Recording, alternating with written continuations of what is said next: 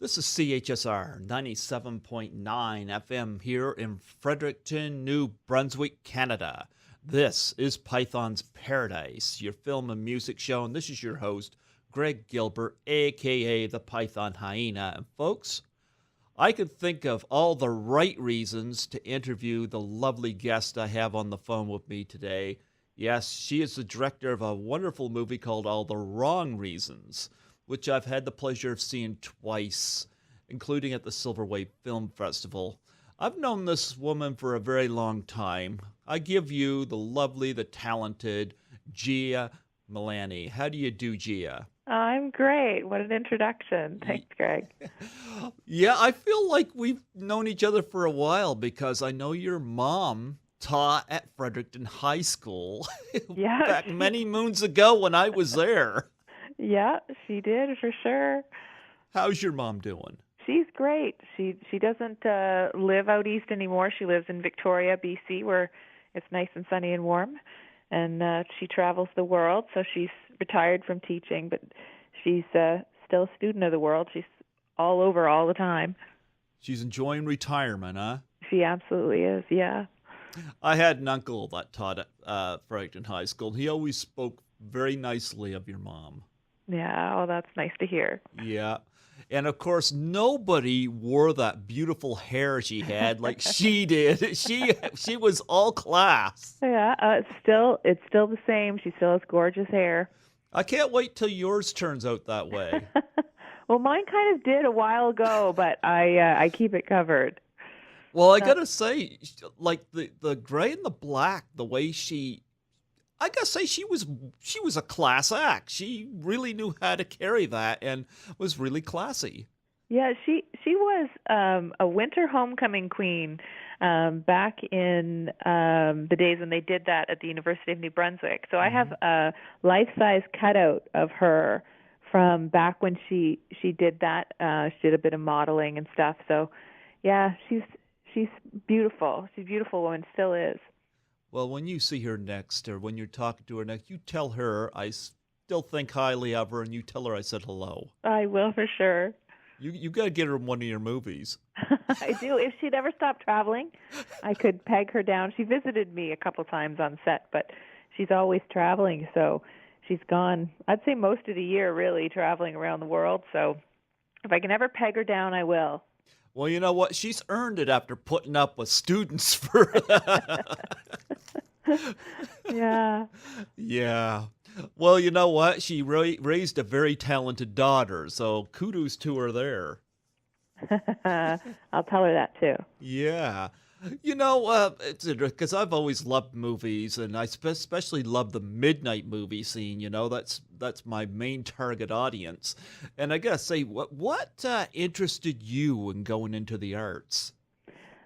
I don't know if there's any one thing. I've been interested and in the arts since I was little. I went to theater school when I was really young, and I went to art classes and ballet, and so it's something that's always been in my life. And my parents both instilled that kind of sense in me when I was little. My father's a huge movie buff. He rarely misses a movie now. He's almost 80 and still goes to the movies regularly. I don't think he misses anything that comes through here. So maybe it's a combination of the two of them. My mother was into literature, and I read a lot as a kid. I still do. So between the two of them, they're very arts-minded people, and I think that growing up with them probably had a lot to do with it. So you say you used to do ballet. Did you do did you dance the Black Swan like Natalie Portman? No, no, I didn't. I did the Nutcracker, but no, I was not a great ballet student, but I was in it for 10 years. But no, that would be scary to do the Black Swan. Well, it was scary for Portman. At least she got an Oscar for it. So Yeah, hey. yeah. Well, I never see your dad up watching movies, but you know what? I don't catch as many movies as I used to. But because I find one thing that disappoints me is a lot of great independent movies I look forward to. unless they're up for Oscars, we don't get a lot of them. And I get annoyed when No. they get these blockbusters on 2 or 3 screens. And Yeah. No, yeah, that's what happens here when you have a monopoly on theaters, and that's what we have in Canada. There's a monopoly with Cineplex, and mhm. Canadians find it really hard, and independents find it really hard to get their movies in across Canada. It's a huge problem that I think that our national funding body, Telefilm, is trying to find solutions for to entice Cineplex into letting Canadian features and other independent features in, because they are monopolized right now. So unless you're in Toronto or Montreal, we don't get it. We certainly don't get them in Fredericton. Well, you know what? I've heard great things about Black Panther, but I still haven't seen it. No, I haven't. I haven't been able to make it up yet either. I've heard wonderful things. Yeah, but here's the thing. It's not that I don't want to see it. It's that I have this thing. I look at how many movies are playing that I haven't seen, and I'll look at the daily chart. And if I haven't seen, say, 8 movies, then I'll look at the bottom 4 and I'll choose one of those bottom 4. And that way it allows whatever's up top to go down a little bit so I don't have to get clustered in with a packed house. Yeah, absolutely. Yeah. And you're probably looking at the ones that are on the top are probably going to be in the theater a lot longer. You have more of a chance to see them. Yep. And, if something leaves, something leaves, I've just gotten tired of looking forward to such and such a film and it not coming here.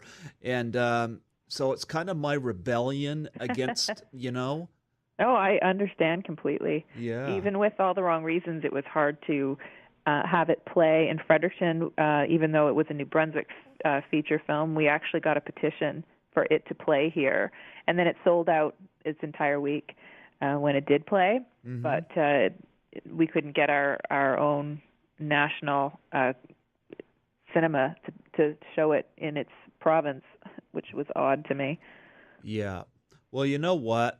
I've always been interested in the tax shelter era. Like we used to, like I'm fascinated with some of the horror films that used to be shot here, like Black Christmas, Class of 1984, Happy Birthday to Me, and various films like that Prom Night that were shot in Canada on the tax shelter. And Yeah. I wish we would go back to that. Yeah, I think they're starting to move back into genre films like that again. And for a while, there was this idea that if money was given, because I mean it does come from Canadian tax dollars, if it goes into that, it had to be dramatic. They wouldn't even really fund comedy. And so I think that they see now it more as a money-making opportunity because horror films do so well that I think that they're starting to put money back into that, which is great for horror fans and comedy fans and fantasy fans. Yep. Well, we've had a lot of great stuff shot here. Like I said, I attended Horrorama last year, and I'd never been, I thought Fredericton was big, and I went to Toronto, and holy cow. But it was a blast. And like I said, 5 years ago, I attended the Silver Wave Film Festival, and I saw All the Wrong Reasons, and I saw it again at Tilly Hall when they did a special screening of it, which you were there for that. I gotta say, first off, I love your movie. Well, thank you. Yeah, and I think it deserves a wide release. And I gotta say, I love the fact, for one, you shot it like in the setting was in like a Walmart type store. It was something simple, but something people could relate to, and it added to the locations. I often tell people, if you're gonna make an independent film, you could save a lot on budget by just finding a great location, because location could add personality. Oh, for sure. And in All the Wrong Reasons, I feel like the big box store, which I was obsessed with at the time with big box stores, was definitely a character. At Hmm. least it was a character for me. Hopefully it came across as that. But I don't know, just as a young mother, I loved going through big box stores, and it was a way out every day. And even though I wasn't, necessarily talking to people. You'd still be able to interact with a whole bunch of people, and even just walking through, and the culture in the big box stores. I liked everything about them at the time. They were great and great to write about. Yeah, well, you know what? There's so much you can do in a box store too, like like just all the sections, and this and that. And I think it really did you actually find a box store or did you actually have to dress a setup? No, we found one. We found a Zellers, and at the time, Zellers hadn't gone out of business yet. They were bought, and they were just starting to close them.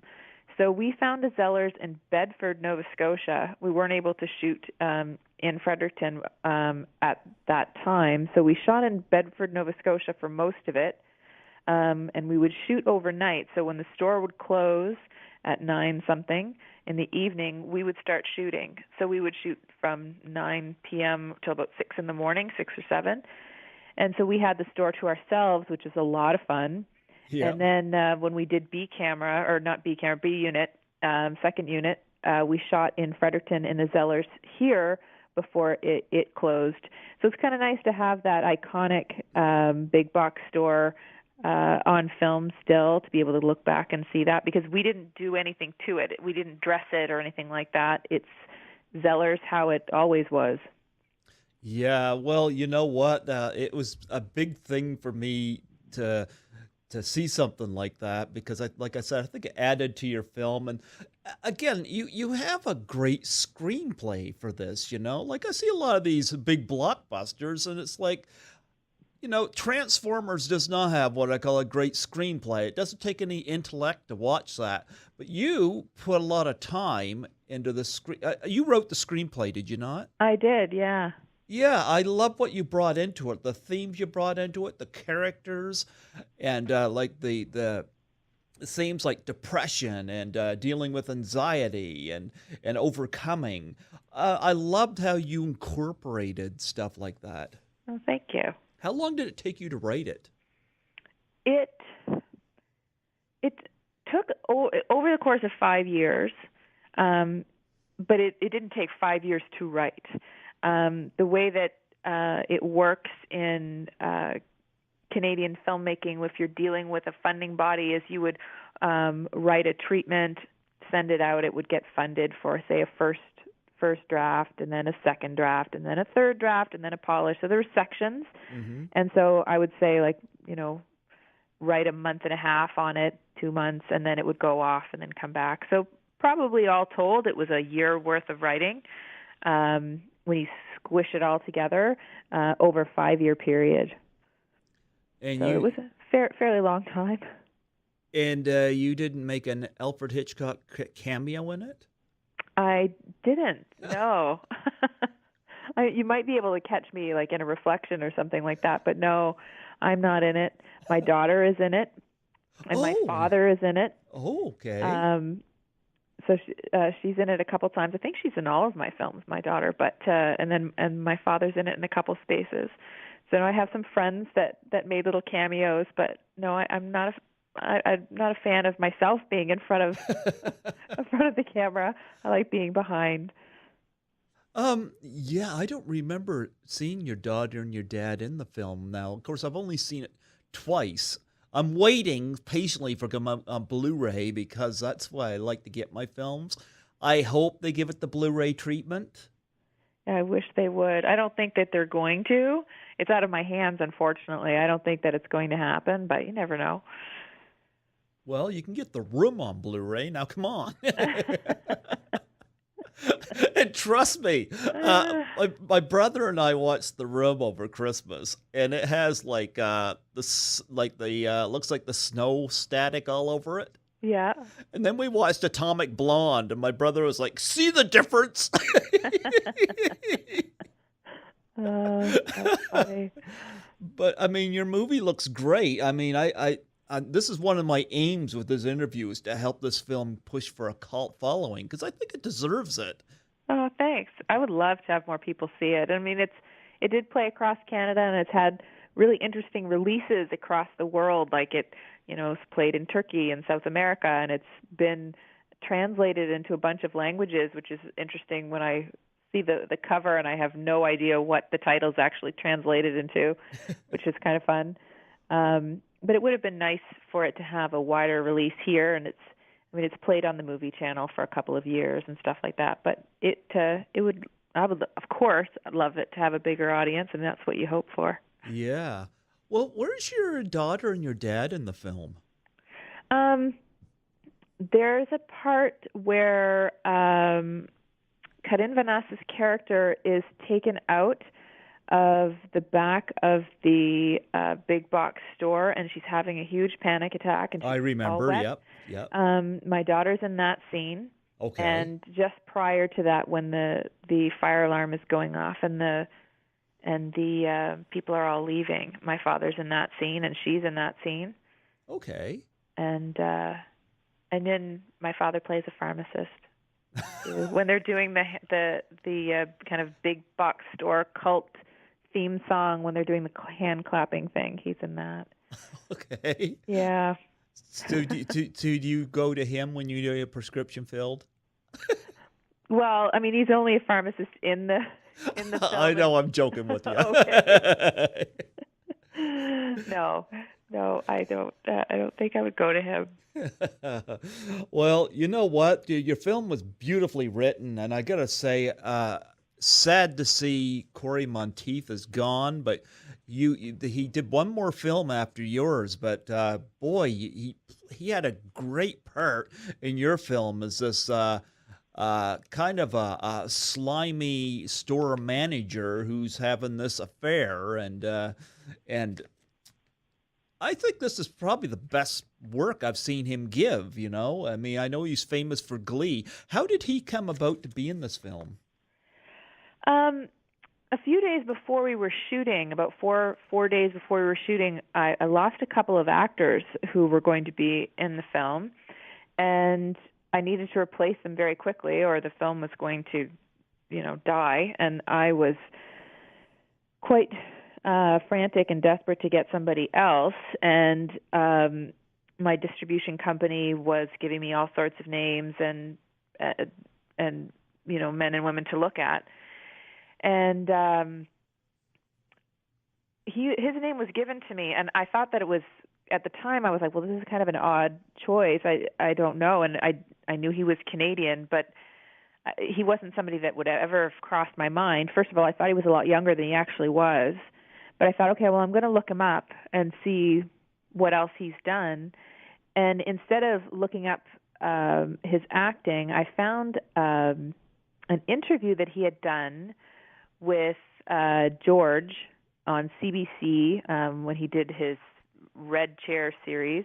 Okay. And Corey was talking to him about wanting to try something else, and that he was hoping that somebody would give him a chance to do something else in acting, because he felt like when he had done a great job at Glee, but he really wanted to stretch his wings. And I know all about wanting to try something new and not being given the chance. And Yep. I was like, I would like to do that. Because to me, if somebody is asking for that chance, they're willing to put themselves out there and work hard and stuff like that. So I thought, okay, no, I think this is it. So I sent him the script, and he was at Comic-Con in San Francisco, I think. No, San Diego. He was in San Diego at Comic-Con. And he read the script and liked it and gave me a call. And then he said he was in. And so he was on a plane 2 days later, and then we started shooting. So I literally met him, and we started shooting immediately. Like, there was no rehearsal time or time to get to know one another or anything like that. We got to know one another on the set. But I was right, and he was completely gung-ho about the role and leapt right into it, and he was great right from the get-go. Yeah? What was it like working with him? It was really great. He was a wonderful person, really personable and funny, great storyteller. In between takes and on the set, he was always telling stories and funny things about his childhood. He'd been quite mischievous as a kid. So he would tell us things like that just to make the crew laugh. And yeah, no, he was just a sweetheart. Well, you know what? You got some great work out of him. And yeah, you're right. It's nice to see somebody getting a chance to do something different, especially in the business where typecasting happens so much. And something like this is allows him, and it was a very different role for him. He played a very unlikable kind of character, but one that we've all seen before, and he played it to a T. Yeah, I was so impressed with what he was doing with it. Yep. And of course, I really liked the work. I know Denny Terrio, and he had a great comedic role as the kind of the brown noser at the store who wants promoted. I know he did a horror film about 10 years ago, and I didn't like him in that, but I think here, I think his talents was utilized even better. I liked him in Growing Up as well. Yeah. Yep, and here I think you got some of his best work because I think his comedic side is really paid off in this movie. And I know Denny. I don't know him well, but I've met him at some Silver Wave a few times, and I hope he's doing well and still working. But of course, Yeah. you got some great work out of him, and I guess he was one of these actors you knew when you brought him in. I'm glad you brought somebody from here into it. From So, here. Yeah, I actually wrote the part for him. yeah.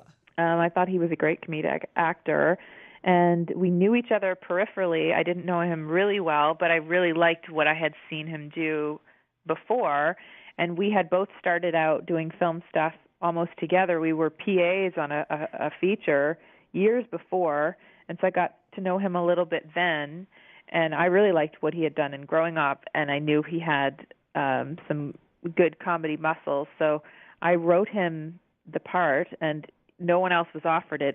Only went to him. So I was really glad that he liked it and came on board. And he is still working. He's still a great friend of mine and still working, and he's a director now in Toronto. And he was in a feature film that Mr. X directed. Mr. X directs all of Drake's music videos, so that's where he comes from. But he was a wonderful he played a wonderful part. He wasn't a wonderful character. He plays a horribly racist kid in the film. He does it very well, but no, he's doing very well in Toronto right now. So that's great. I hope to see him again soon. Oh, I wish I was back in Toronto. I had so much fun when I was there. I went to the best theater there. I actually went with an actress friend of mine, went and saw Pink Flamingos, and it was such a trashy movie in a gorgeous theater. And I was like, man, coming back to the theaters home was such a disappointment compared to that wonderful retro theater that we went to watch Pink Flamingos. Oh yeah, we need an upgrade here for sure. Yes, we do. But you know what who Denny kind of reminds me of? And I don't know how many people will agree with me, but he kind of, in a way, in this film, puts me in mind of a young Jared Leto. Yeah, actually, I could completely see that. Yeah, Yeah. he just needs longer hair. Well, I watched Requiem for a Dream, and I see Jared Leto, and I was like, it kind of looks like Denny Terrio. Yeah, no, I could see that for sure. Yep. Hopefully he feels really complimented by that.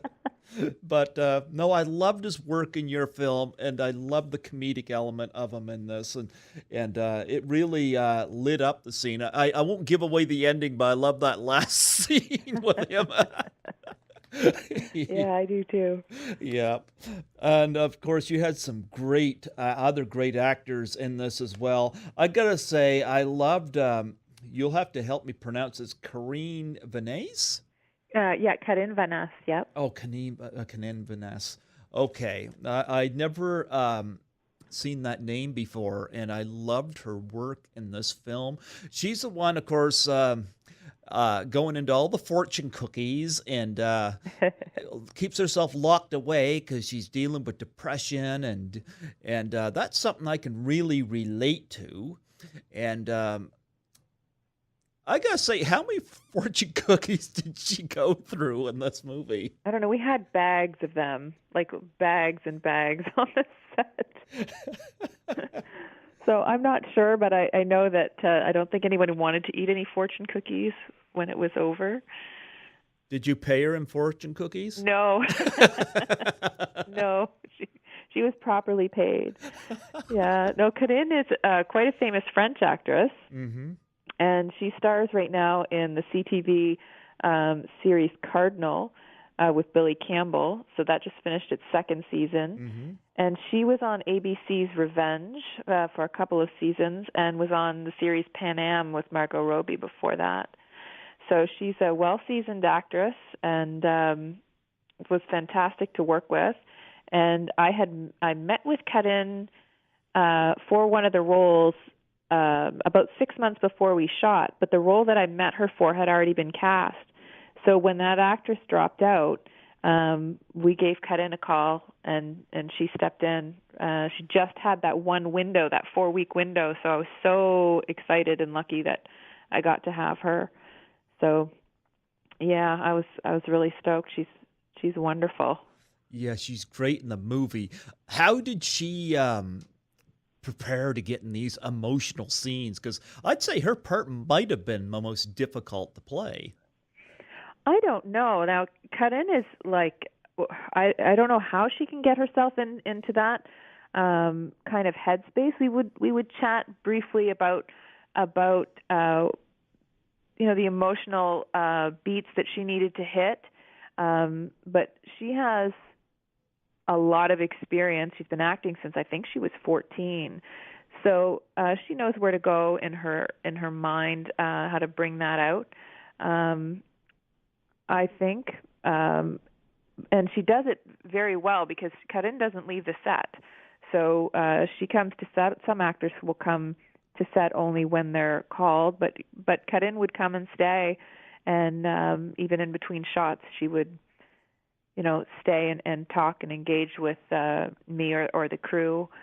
So she's very deft at being able to put herself into the headspace that she needs to hit the beats that she needs to get to. Sounds to me like she was very down to earth. Oh, absolutely. They all were. Everybody that I worked with, it was a dream to be able to shoot with these people. I didn't have a diva working with anybody like that. There was no animosity on the set. I could not have asked for a better shooting team. They were great. Well, you know what? I really liked also Kevin Zegers. Of course, I was familiar with him from the Air Bud movies. Yeah. And I think he was so great in this. Of course, he plays a guy with a handicap, and he wants to be a fireman.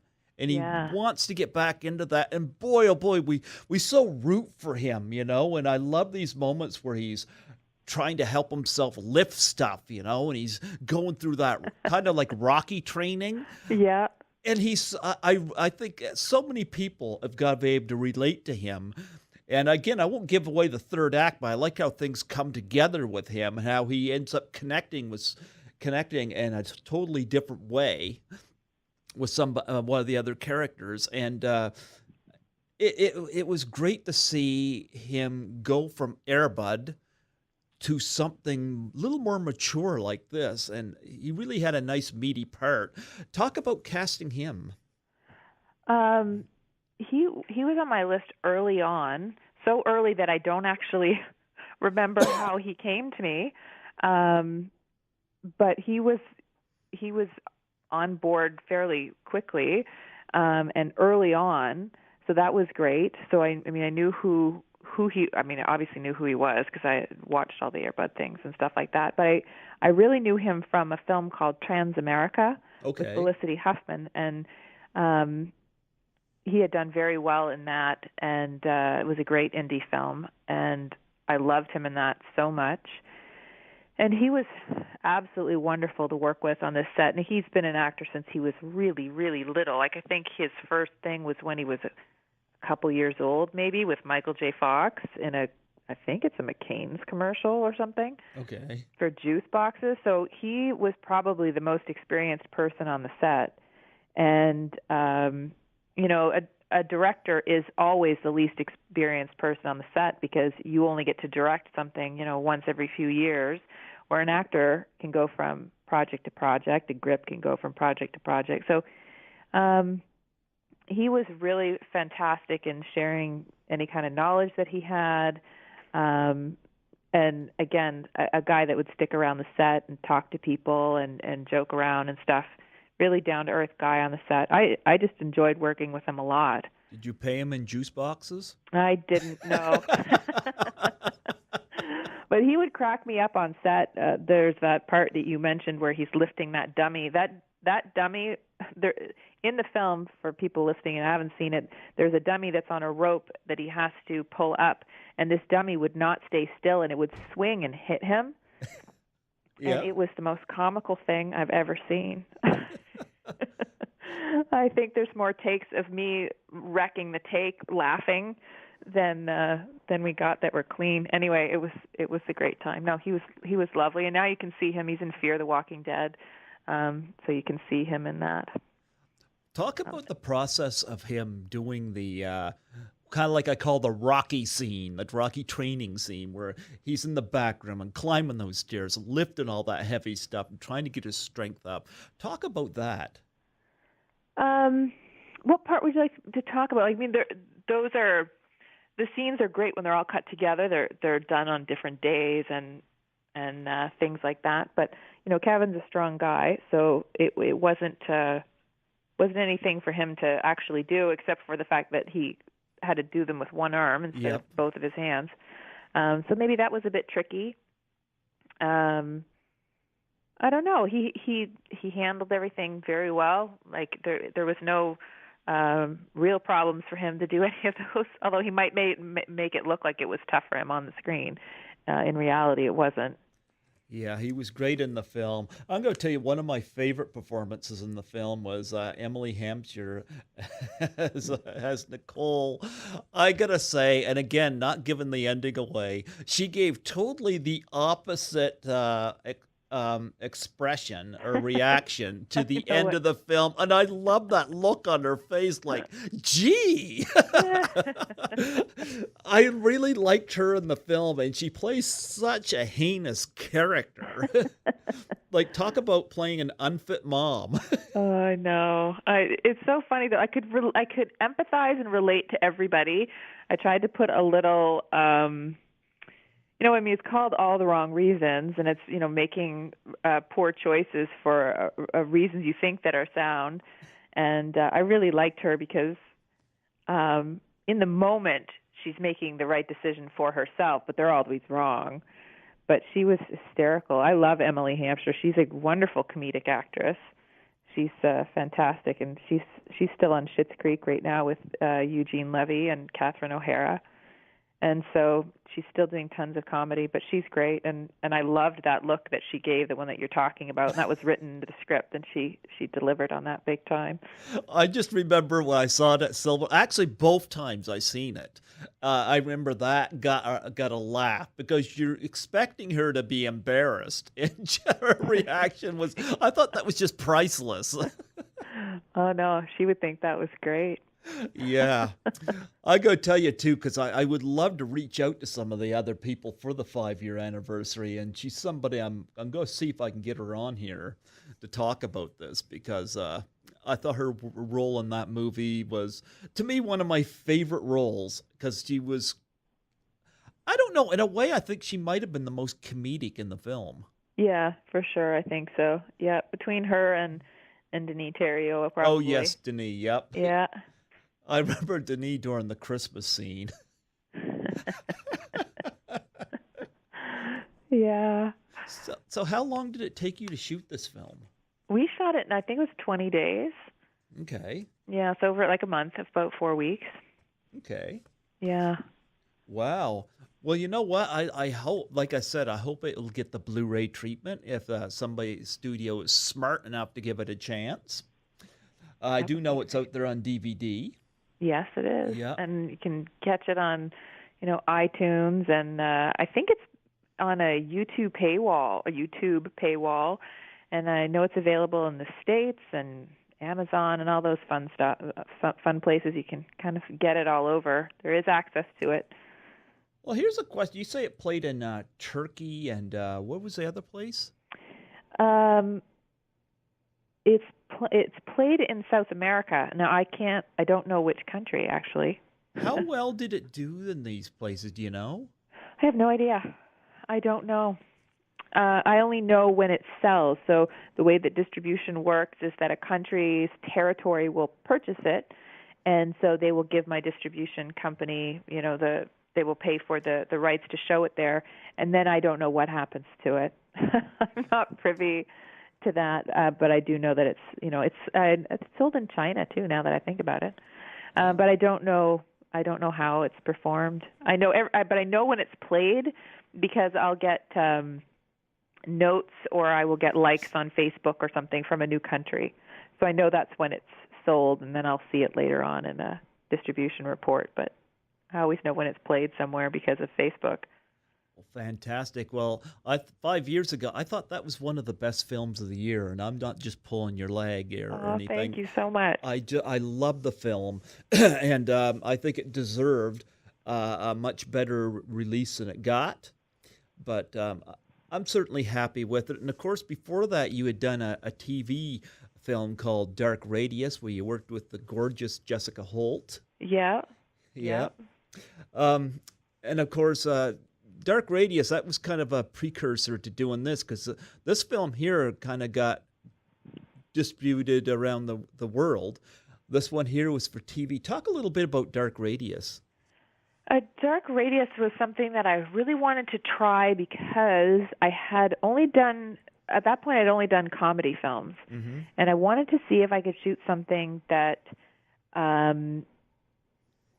had a little more action in it, but still dealt with some social issues. All my films have social issues in them, even if they're comedic. Yeah. But I wanted to do something because at the time I found out that there was a lot of human trafficking going on in the province, which I had no idea about. I thought that New Brunswick, being a small place that it is, was immune to something like that. I didn't think that human trafficking went on even in Canada. And then when I found out that it was, I wanted to, in my mind, save these women. And I mean, there's nothing that I can do about it. So I wanted to create a story where somebody did do something about it. And that's where that came from. Did Jessica make James Bond look at her with envy? Yes, I think she did. I always liked Jessica, and of course Bronwyn is in that as well. I saw Bronwyn last year one time, and you want to talk about a multi-talent? Did you know Bronwyn had a CD out?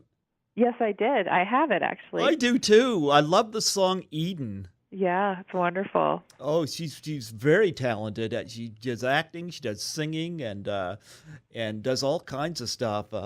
I played Bronwyn's CD here on the show. Like I said, she did a great video for Eden. I don't know if you've seen it, but I have. Yeah. Yeah. Yeah, she's just about to shoot a new short film. Actually, she's going to be directing a film next month in April with Caitlin Adair. I think it's called March 2.4. I believe that's what it's called. So they're fundraising for that now, and Bronwyn's going to be directing that with Caitlin next month. Caitlin Adair, I know that name. Why do I know that name? She was an actress here that was active for quite a while. Okay. And then she moved out west. She was working in healthcare in BC, but she's come back and is getting back into the film and acting scene here. Did you ever think about, because I really hope to see you do another feature film, and I was wondering if you ever had thoughts about doing a horror film like those old tax shelter ones? Yeah, actually, not that I don't think I could write one. I find them really difficult to watch. My imagination is so big that the minute I'm done watching, anything that was on the screen is somewhere hiding in my house.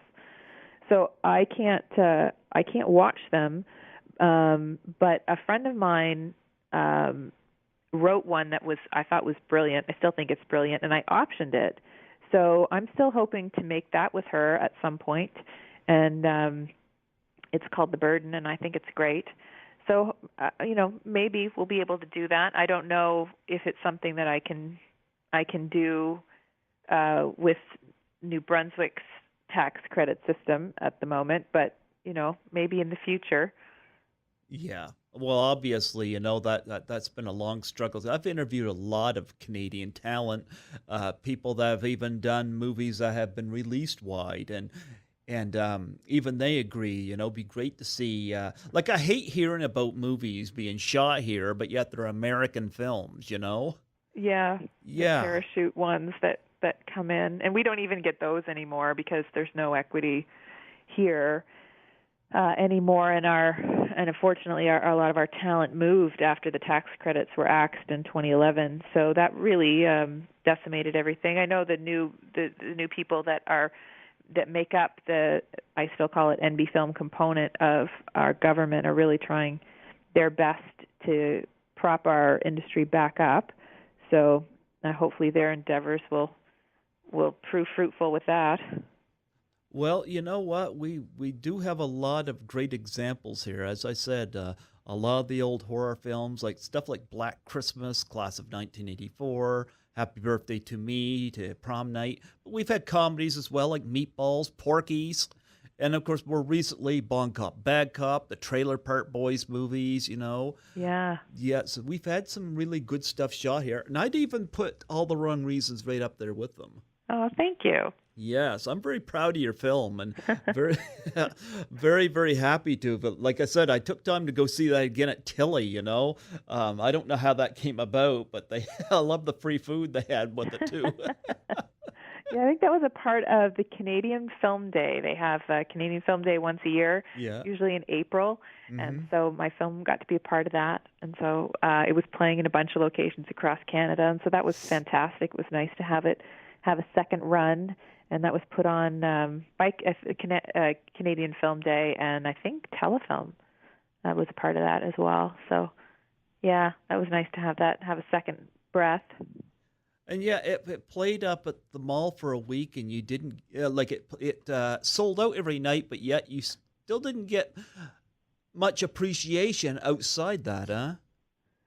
I don't know that we didn't. Well, not with the theater. I mean, the film did well with audiences, which was great, and it won at the Toronto International Film Festival. It won the Discovery Award, which was fantastic, and came with a lovely $10,000 prize, which I was Hmm. very grateful for.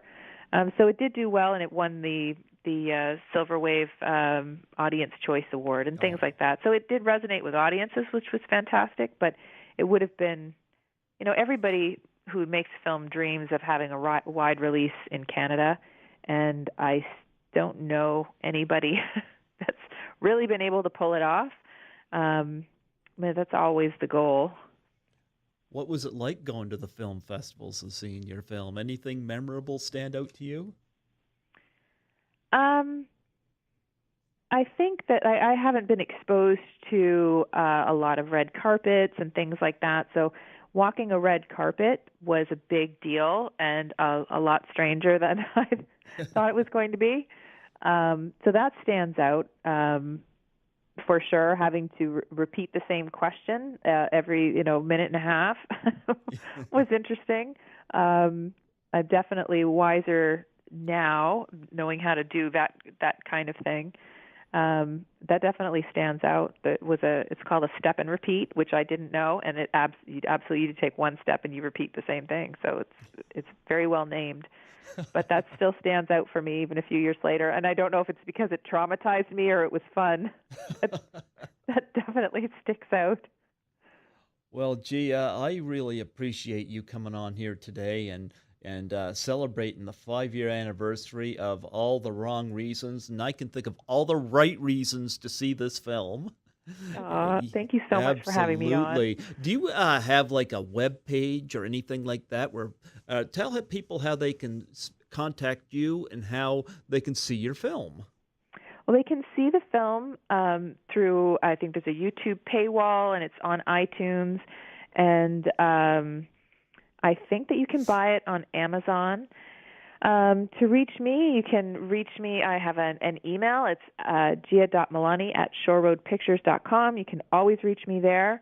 I don't currently have a web page, but you can always reach me on Facebook as well, or I'm also on Twitter and Instagram. I still love social media, so I'm all over that. Okay. Yeah, so you can reach me on all the platforms. Okay. I'll send you an ad on Facebook so I can keep you up to date on this and when it happens. And yeah, we want also, we're going to push all the wrong reasons for Blu-ray. There you go. We Yeah, want, that would be great. You're not the first person to ask for it, so it would be lovely to get it out there on that. you could do commentary track on this, or have you? No, we didn't. That was one thing that Corey really wanted to do because he's hidden Easter eggs through it, and I've never looked.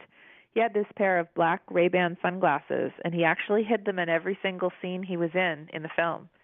And Oh. he didn't tell me until the day I wrapped him. So he was really hoping to do that and tell me where they all were when we were going to do a commentary, but that didn't get to happen, and I still have no idea where they are except for in one scene. Well, it's sad that we lost him, but I got to say, hopefully maybe you'll get to do a commentary track. I love those best on the disc as commentary tracks. I do too. They're great fun. They are great fun. But anyway, I know you got a busy day ahead of you, and I want to wrap this up. But before you go, I was wondering if I could get you to do a plug for my show. Yes, absolutely. Yeah, just state your name. Say you're listening to Greg Gilbert on Python's Paradise here in Fredericton, New Brunswick. Hi, this is Gia Milani, and I'm listening to Greg Gilbert on Python's Paradise on CHSR here in Fredericton, New Brunswick.